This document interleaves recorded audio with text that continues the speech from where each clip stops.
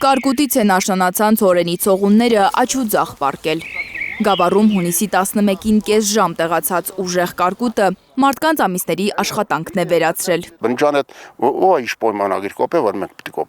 Գարի, ցորեն, կարտոֆիլ, տասնյակ հեկտարներով դաշտերի 60-ից 70% բերքն այլևս չկա։ Միլիոնների է հասնում գյուղացիների վնասը։ Քանի միլիոն կելնի 4 միլիոն 5 Ես նոյմ եմ բերքին, նոյմ եմ ացհատիկին, մինիմումը 70% վնաս է։ Վարգեր են վերցրել մարդիկ, հիմա գլխներից բռնած դաշտերին են նայում։ Վարգերն էլ անուն մի տու շոտ է վարգերը։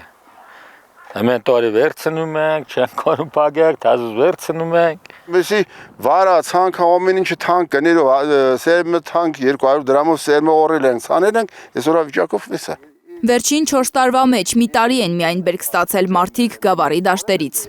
Մի կողմից կարկուտը չի թողնում, մյուս կողմից պետության աջակցությունը չեն զգում։ Լրիվ մենք անուշադրության ենք մոտված։ Դիմել են Գավառի համայնքապետարանի գյուղատնտեսության եւ բնապահպանության բաժին, արդյունք չկա։ Հույս էլ չկա, որ օգնելու են։ Երաշտի տարել է ոչ մի օգնություն, այս կորկը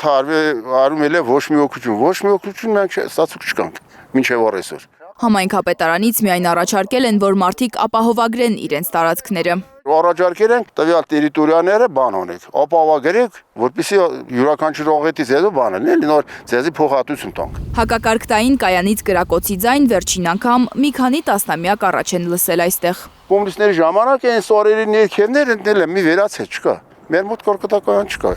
Բնության հարվածներին դիմանալու համար Գավառի դաշտերում հաց ստեղծող մարդիկ պետության ներկայությունն են ուզում տեսնել։ Խոստումներից ու անտարբերությունից հոգնել են։